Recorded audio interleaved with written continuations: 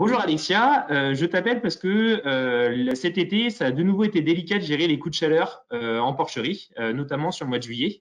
On a connu quelques pertes, notamment en maternité et en engraissement, qui sont souvent les stades physiologiques qui sont les plus sensibles à ces aléas climatiques. J'aurais besoin d'éléments chiffrés pour quantifier le manque à gagner, justement lié à ces pertes. Et ça me permettrait de sensibiliser les éleveurs sur les moyens de lutte dans lesquels ils pourraient investir pour lutter contre ces élévations de température. Du coup, je me demandais, est-ce que tu aurais des éléments factuels à me fournir à ce sujet? Oui, bah justement, nous avons développé un calculateur pour estimer le coût de ces préjudices qui surviennent en élevage. Donc, l'outil s'appelle SimPrege et il vient juste de rejoindre la toolbox de l'IFIP. Donc, je vais profiter de cette occasion là pour te présenter rapidement la toolbox et puis donc surtout te présenter l'outil SimPrege. L'IFIP a développé un ensemble d'outils au sein d'une application appelée la Toolbox de l'IFIP, disponible gratuitement sous Android ou iPhone. Cette boîte à outils contient différents modules dont l'objectif est de fournir rapidement à l'utilisateur des informations utiles pour lui permettre de poser un diagnostic technique ou économique selon le cas, sans être un spécialiste du domaine. Donc elle est destinée aux éleveurs et à leur accompagnement technique. Alors une fois la toolbox téléchargée sur votre téléphone, vous accédez aux 5 outils disponibles actuellement. Il s'agit d'outils de type calculatrice, simples à utiliser et didactiques. Les 4 premiers outils permettent de réaliser des diagnostics plutôt techniques. Donc SimBand permet d'analyser la conduite en bande. Ensuite, on peut réaliser un diagnostic bâtiment avec tout d'abord SimAir qui permet d'analyser le dimensionnement de la ventilation, SimChauffe qui analyse lui le dimensionnement du système de chauffage en porcherie, et SimEquipe qui concerne l'aménagement des cases, plus précisément l'aménagement des systèmes d'abreuvement et d'alimentation. Et enfin, le dernier né, SimPrege, donc c'est cet outil qui va pouvoir donner des éléments de réponse, je l'espère, à la question d'Yvonique. Alors l'objectif de SimPrege est d'évaluer l'incidence d'un accident survenant en élevage. Donc les montants associés sont très souvent sous-estimés, donc il est important de bien les évaluer. Donc SimPrege permet de calculer le coût lié à la perte d'un porcelet à différents stades, ni-vivant, sevré, en fin de post-sevrage ou en fin d'engraissement. Il permet également de calculer le coût lié à un accident de reproduction qui va conduire à une place vide en maternité. Donc c'est le cas où l'éleveur n'a pas pu réagir pour compenser la truie vide ou la perte de truie. Donc il aura une portée de moins au sevrage et donc une portée de moins à la vente. Et enfin, donc SimPrege permet aussi de calculer le coût d'un retour, donc cette fois-ci sans préjudice au-delà de 21 jours, c'est-à-dire ne générant pas une place vide. Donc il faut préciser que SimPrege n'estime que le coût des accidents. Donc si les performances se dégradent durablement sur l'élevage, d'autres outils sont disponibles pour évaluer l'incidence de cette évolution de performance. Donc c'est le cas du calculateur disponible sur la plateforme GT Direct. Donc ensuite, il suffit de cliquer sur le bouton Commencer, donc comme cela vient d'être fait, pour accéder à la saisie. Donc la saisie des données est plutôt simple, puisque donc des données sont proposées par défaut. Elles correspondent à la moyenne des 5 dernières références annuelles. Toutes les valeurs sont modifiables, donc elles peuvent être adaptées à chaque situation d'élevage. 3 écrans de saisie doivent être passés en revue l'un après l'autre, donc pour renseigner tout d'abord les données de reproduction, donc les principaux critères de G3T avec la taille de portée, les éléments concernant la carrière de la truie. Ensuite, donc, en cliquant sur le petit curseur sur la droite, on accède aux données de production, donc c'est les principaux critères de GTE pour le post-sevrage et pour l'engraissement, donc les poids, les pertes, les indices. Et ensuite, on accède au dernier écran qui permet d'accéder donc au prix d'achat de l'aliment notamment et au prix de vente du porc. Ensuite, en cliquant sur le bouton Suite, on accède aux résultats. Donc les résultats, l'accès est rapide. Donc pour chaque préjudice, le manque à gagner est calculé en considérant d'une part le produit non réalisé. Donc pour un porc perdu, il va s'agir du produit de la vente du porc charcutier et les charges économisées entre le moment de la perte et la vente, donc selon le cas, dès la naissance ou bien au sevrage ou à partir du fin de post-sevrage ou de la fin d'engraissement. Les coûts sont exprimés en euros par porc perdu et en moyenne, la perte d'un porc en fin de post-sevrage s'élève à 77 euros. On accède ensuite à un deuxième écran qui correspond donc au coût des accidents de reproduction, donc qui entraîne une place vide en maternité. Donc là, les préjudices sont exprimés en euros par truie concernée. Le coût d'une truie vide à l'échographie que l'éleveur n'a pas pu remplacer dans la bande est de l'ordre de 600 euros. Donc ces montants sont très importants puisqu'ils intègrent le manque à gagner, cette fois associé à la non-production d'une portée complète. Une portée complète qui n'est pas née, mais donc qui n'est pas sevrée et qui n'est pas vendue.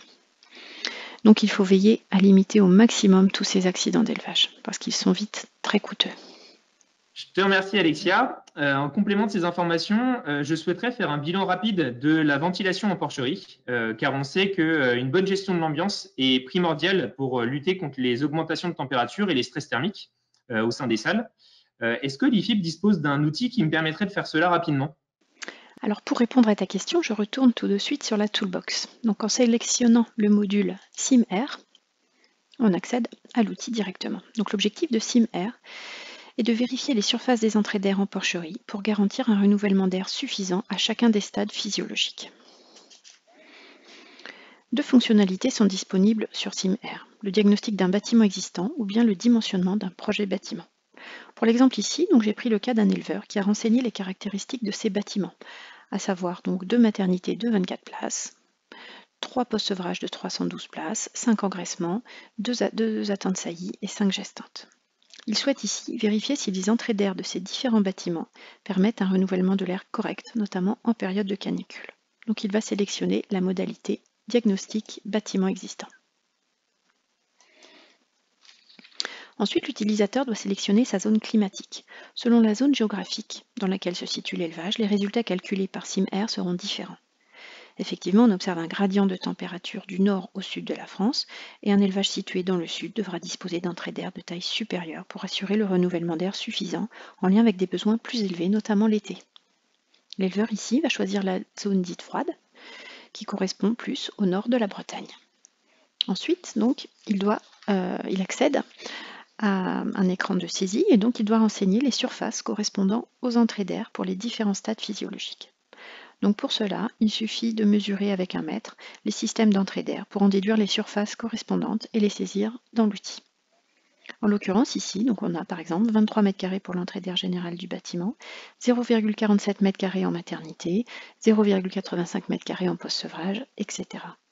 Quand toutes les surfaces sont renseignées, un simple clic sur le bouton « Accès au diagnostic » permet justement d'accéder aux résultats. Donc l'accès aux résultats est très rapide et surtout très visuel. D'un simple coup d'œil, on voit les unités conformes en vert et les non conformes en rouge. Lorsque la surface d'entrée d'air n'est pas suffisante pour assurer un renouvellement d'air correct dans les salles, elle apparaît en rouge et la surface manquante est affichée à côté. Donc ici, par exemple, on a un dimensionnement limitant au niveau de l'entrée d'air générale, puisqu'il manque 2,43 m². Et ensuite, on peut voir que le stade physiologique le plus impacté en termes de surface d'entrée d'air manquante est l'engraissement, puisqu'il y manque 0,62 m². La surface en gestante, elle est quasiment conforme. Donc au final, on peut faire l'hypothèse que les pertes constatées par l'éleveur en période de canicule peuvent être en partie liées à ce sous-dimensionnement du système de ventilation, notamment en engraissement. Sans être spécialiste de l'ambiance dans les bâtiments, l'utilisation de SimAir permet de poser facilement un diagnostic sur le système de ventilation existant et d'apprécier les évolutions à mettre en œuvre pour retrouver une conformité et limiter les pertes ultérieures. Une fois que la ventilation est vérifiée, il existe d'autres facteurs de risque en lien avec le stress thermique qui peuvent en partie expliquer les pertes que l'on observe notamment en engraissement. En fait, j'ai observé qu'avec l'augmentation de la prolificité sur ces dernières années, on peut se retrouver parfois dans une configuration où la chaîne bâtiment n'est plus adaptée au nombre de porcs produits sur l'exploitation. Et il s'avère que c'est dans les salles où on a la plus forte densité en engraissement que l'on va observer le plus grand nombre de problèmes. En lien avec tout cela, je me demande s'il ne serait pas possible de remettre à plat régulièrement la cohérence de la chaîne bâtiment en lien avec l'amélioration des performances techniques pour permettre de toujours garantir des conditions de logement correctes aux animaux. Oui, il est important de réaliser un tel diagnostic pour des bâtiments existants, mais aussi pour des bâtiments neufs en cas de changement de conduite ou de restructuration. Donc l'outil web Coesim de l'IFIP permet justement de réaliser ce diagnostic. Donc je te propose d'en faire une démonstration en direct autour d'un cas d'école. Après vous être inscrit puis connecté à Coesim, vous pouvez créer votre premier projet. Coesim propose pour chaque projet 4 modules. Donc le premier module permet d'analyser l'occupation des bâtiments en post-sevrage et en engraissement. Donc il permet de savoir s'il y a assez d'unités pour accueillir les différents lots de porcs. Ensuite, les modules 2 et 3 s'intéressent au chargement dans les unités de post-sevrage puis d'engraissement. Donc là, permettent de détecter les problèmes éventuels de surdensité. Et enfin, le module 4 va proposer des scénarios alternatifs en cas d'incohérence en post-sevrage et ou en engraissement. Donc on va voir ces différents modules. Donc là, si on se place dans le cas d'un élevage spécifique, particulier, donc au niveau de l'analyse de l'occupation des bâtiments, donc on va renseigner sur la partie droite de l'écran les éléments qui le caractérisent, notamment donc en termes de conduite. Donc on va avoir 7 bandes de truies, 24 truies par bande, 2 maternités donc que l'on peut décrire, donc ici 2 salles de 24 truies. On a un âge de sevrage de 4 semaines et 12 porcelets sevrés en moyenne par portée. L'élevage ne vend pas de porcelets, ni au sevrage ni en fin de post-sevrage. Ensuite, donc sur le deuxième onglet, on renseigne les performances de post-sevrage et d'engraissement. Donc là, comme dans les autres outils proposés par l'IFIP, donc on a des données par défaut, mais qui sont toutes modifiables. Donc ici, on renseigne les poids d'entrée et sortie de post-sevrage et d'engraissement, le taux de perte, l'indice et le GMQ technique, puis la durée du vide sanitaire et l'étalement des sorties en fin d'engraissement. Ensuite, donc l'utilisateur doit renseigner sur la partie gauche de l'écran le nombre d'unités disponibles en post-sevrage et en engraissement. Donc ici, l'élevage a 3 unités de post-sevrage, 6 unités d'engraissement. Coesim va comparer ce nombre d'unités disponibles au nombre d'unités nécessaires qu'il aura donc calculé à partir des performances des animaux renseignées juste avant. Et ensuite, il affiche le diagnostic. Donc ici, on voit que l'élevage dispose de plus d'unités que nécessaire, donc tous les voyants sont au vert, on a une bonne cohérence en post-sevrage et en engraissement, une bonne cohérence de l'occupation des bâtiments. En engraissement d'ailleurs, on peut voir ici en cliquant sur le petit bouton plus qu'on a encore plus de 3 jours de souplesse en engraissement. Alors, bien sûr, si le nombre d'unités disponibles est inférieur, le message va être différent, le diagnostic est différent. Par exemple ici, si on avait eu 5 unités disponibles, donc là, Coesim va indiquer un problème de cohérence et donc afficher le message en rouge et préciser au niveau du petit bouton plus des éléments, des leviers d'action donc qui permettent de réduire la durée d'occupation. Donc ici, bon c'est énorme, hein, ici il faudrait la réduire de 17 jours. Donc pour faire cela, l'éleveur pourra réduire le poids de sortie d'engraissement de ses animaux, améliorer son GMQ ou bien aussi augmenter le poids de mise à l'engrais de ses porcs. Mais ici, donc, dans notre cas, on n'a pas ce problème puisque on a 6 unités disponibles. Donc ensuite, on va s'intéresser au chargement en post-sevrage. Les 3 unités disponibles sur l'élevage doivent être décrites. Donc ici, chaque unité est constituée d'une salle de 120 m². Alors cette surface est obtenue en renseignant les dimensions de chaque salle et du couloir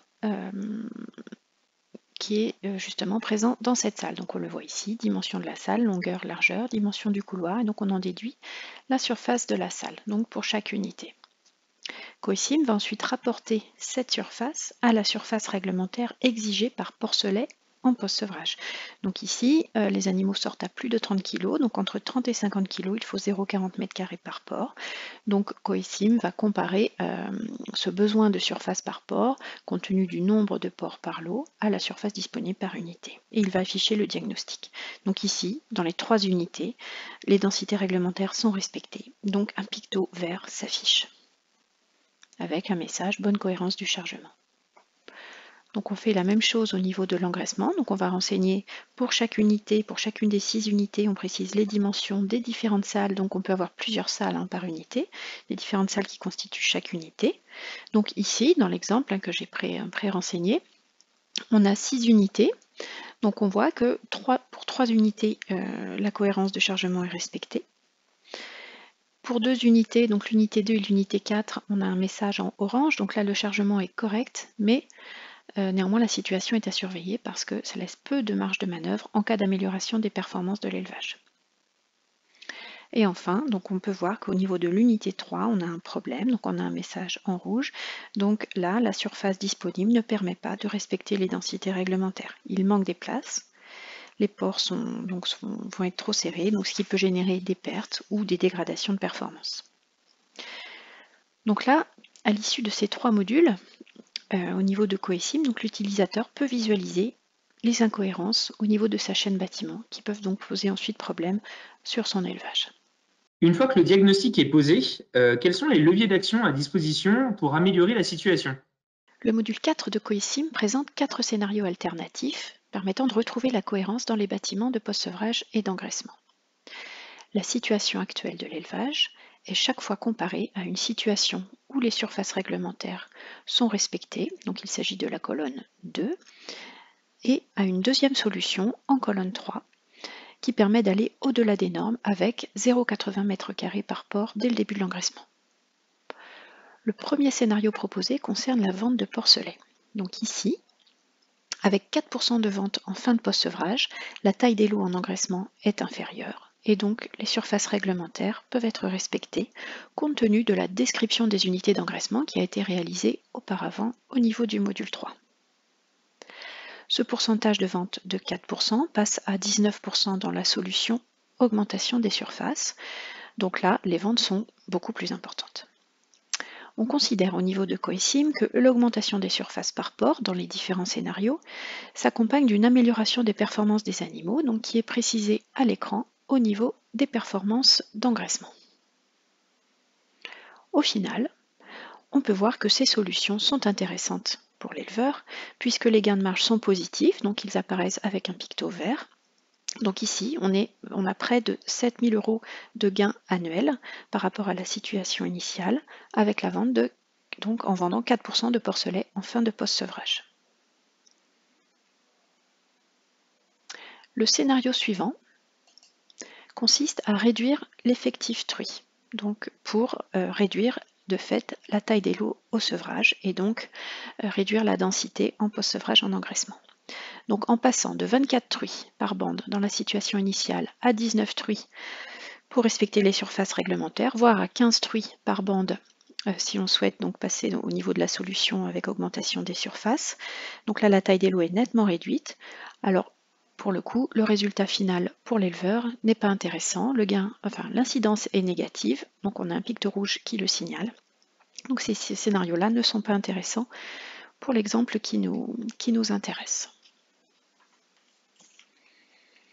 Le troisième scénario proposé par Coesim vise à construire les places manquantes en post-sevrage et en engraissement. Donc le nombre de places justement manquantes en post-sevrage et en engraissement est affiché à l'écran dans les deux situations, dans les deux solutions. Donc ici 73 places en engraissement, 318 places en engraissement à construire pour aller au niveau du scénario augmentation des surfaces. L'investissement associé est affiché. Donc ici, l'éleveur devra investir 31 755 € pour construire les places manquantes en engraissement dans la situation concernant le respect des surfaces réglementaires. Du fait de l'amélioration des performances espérées en lien avec l'augmentation des surfaces, la marge pour ces deux solutions est améliorée et donc le gain annuel est positif. Par contre, cette amélioration de résultat, donc près de 10 000 € par an pour la situation surface réglementaire notamment, est à considérer avec la nécessité d'investir, parfois même lourdement. Donc Coesim affiche le gain de marge positif et aussi un premier indicateur de rentabilité, le temps de retour sur investissement brut, qui permet donc de déterminer le temps nécessaire pour que le cumul du gain annuel espéré équilibre cet investissement. Enfin, le dernier scénario proposé propose différents changements de conduite en bande compatibles avec les maternités disponibles sur l'élevage et décrites au niveau du module 1. Donc 3 conduites sont proposées, donc ici en 4, 5 et 10 bandes.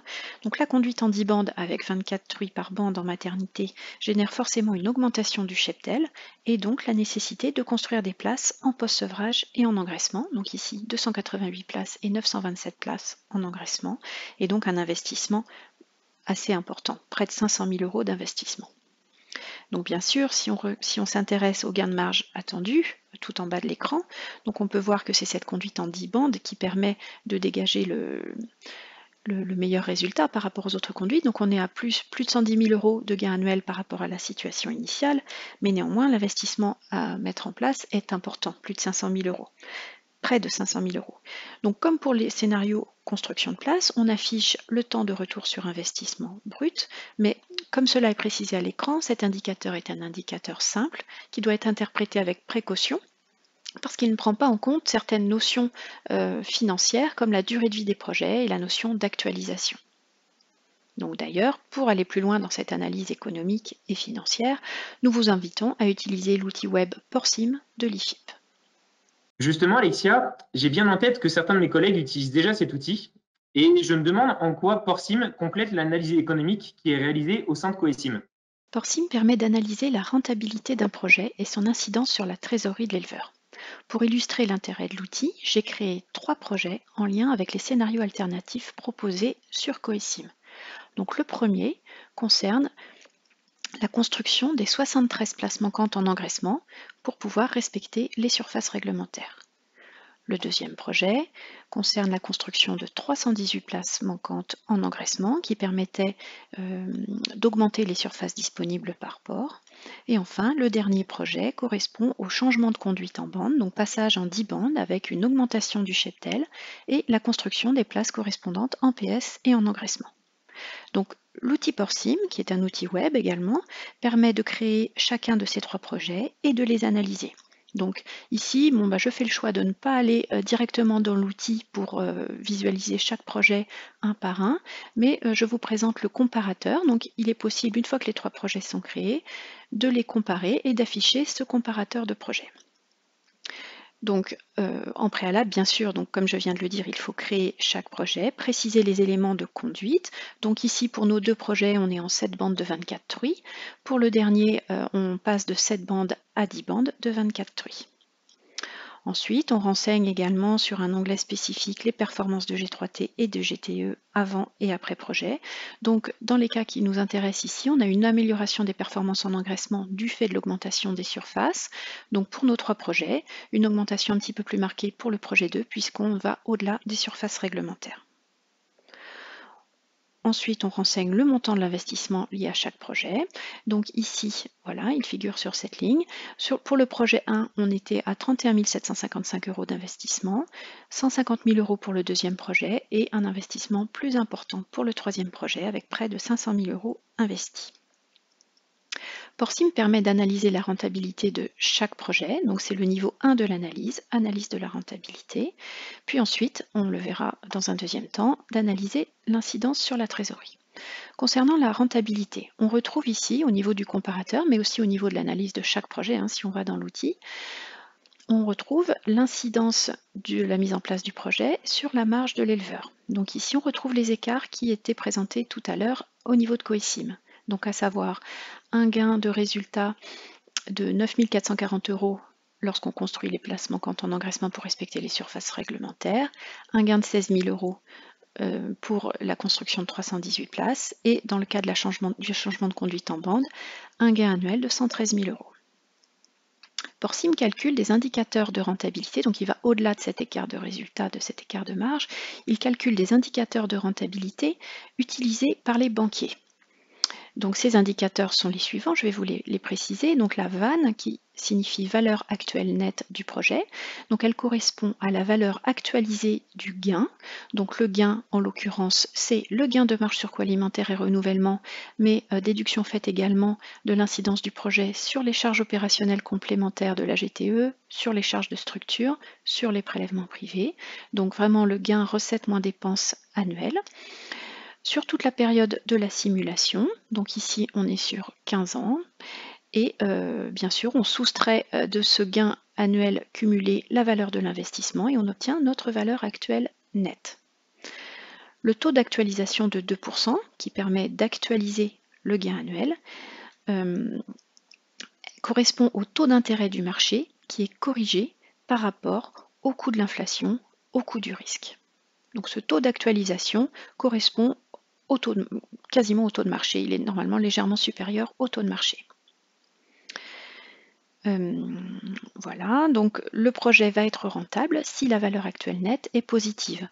Ensuite, Porsim calcule également le TRI, donc le taux de rendement interne du projet, donc qui correspond au taux d'actualisation qui annule la VAN du projet. Donc là aussi, c'est un indicateur financier utilisé par les banquiers. Le projet est rentable si le TRI est supérieur au taux présumé de marché. Donc ici, c'est le cas dans nos 3 projets. Dans nos 3 projets, on voit que le troisième projet a la VAN la plus élevée et qu'il a le taux le plus faible. Mais dans tous les cas, le TRI est supérieur au taux de marché. Donc, ces 3 projets sont rentables et peuvent être financés puisque les taux de marché sont actuellement inférieurs à 5%. Le projet le plus rentable des trois est celui dont la vanne est la plus élevée autour du taux de marché. Donc on peut le visualiser. Donc si je descends, je vais sur l'écran suivant. On présente un graphique, évolution comparée de la rentabilité des projets. Si on se place autour du taux de marché qui est, on va dire, de 2%, le projet dont la vanne est la plus élevée est le projet rouge, le projet 3, c'est-à-dire le projet changement de conduite en bande.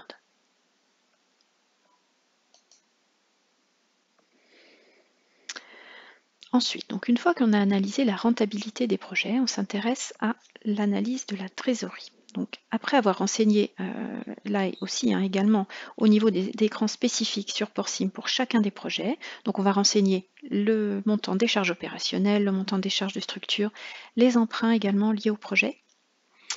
Donc Porsim va calculer des indicateurs prévisionnels de gestion usuels, la marge brute de l'atelier port, la marge brute totale de l'exploitation, le BE, donc l'excédent brut d'exploitation, et la capacité de remboursement d'emprunts nouveaux, la CREN.